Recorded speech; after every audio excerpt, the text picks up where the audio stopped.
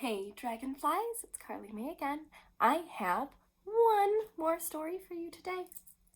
And today I'm going to be reading you a story that's a little spooky. Okay? Do you think you can handle it? I think you can handle it. It's a story a lot of you know. It's kind of a fun story. It's called The Dark at the Top of the Stairs. Whew, I wonder what's hiding in the dark at the top of the stairs. Let's find out.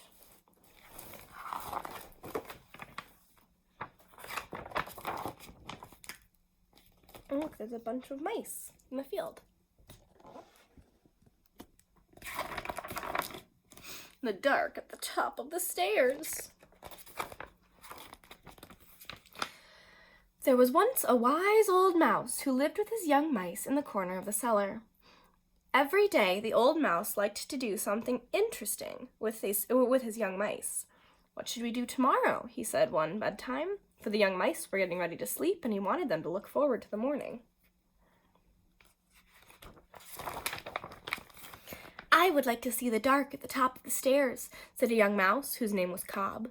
"Me too," said his sister Hazel, snuggling into the warmth. "I want to see the dark at the top of the stairs." "And so do I," said little Berry, the youngest of the three. "We've never been to the top of the big dark stairs where the monster lives." The old mouse thought for a while. It was true that he had not taken his young mice up the cellar stairs. Then he said, "What about a walk to the acorn tree in the garden? Or visit your cousins in the cornfield? We could even have a swing on the seed heads of the long grass." "No," said Cobb. "We want to see the dark at the top of the stairs." "Or we'll climb up there on our own," said Hazel. "And see the monster by ourselves," cried little Berry. The old mouse nodded as he made his young mice comfortable in their bed. "Very well, then, we will go there in the morning," he said. He spoke as if he knew that sooner or later all young mice will try to see the dark at the top of the stairs.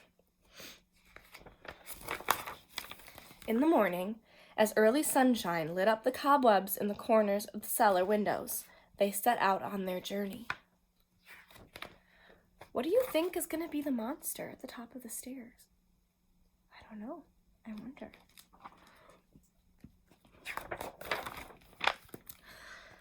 "Let's not talk about the monster," whispered Cobb on the third step up. "I won't mention it if you don't mention it," whispered Hazel. "I won't talk about the monster either," laughed little Berry, who hadn't learned how to whisper yet.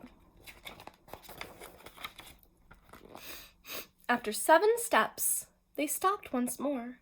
There was excitement in their eyes, and the young mice hardly dared to look up, for they were closer now than they had ever been to the dark at the top of the stairs.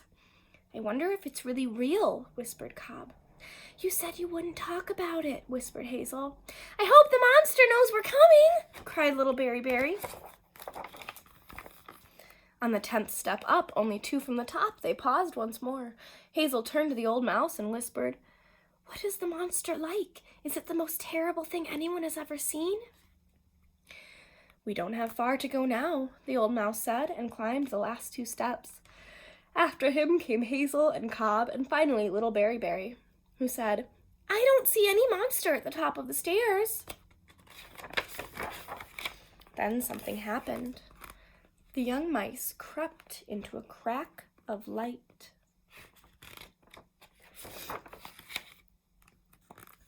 What's the monster gonna be?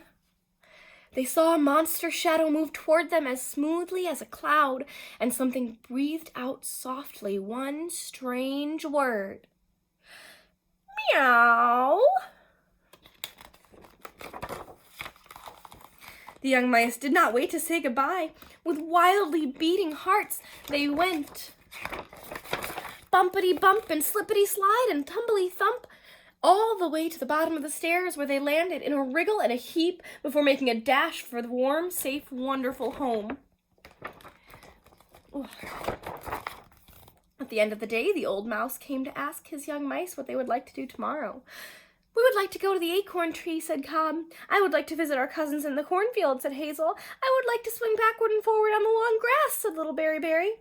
But none of them mentioned the dark at the top of the stairs. The end. So my friends, what was it? Do you know what that monster was? Let's go back to that page. What does that shadow look like the head of?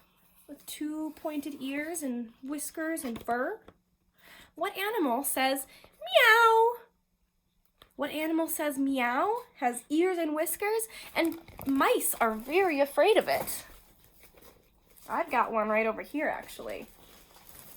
I've got a monster at the top of the stairs. What is it? It's a cat. Oh, isn't that silly? The monster at the top of the stairs was a kitty cat. Kitty cats chase mice, right, Isabel? Mm-hmm. All right. That's all for now, dragonflies. Thank you for listening to my story. I love you. I miss you. All of your teachers love you and miss you very, very much, and we can't wait to see you again soon. But that's all for now. Say bye, Isabel.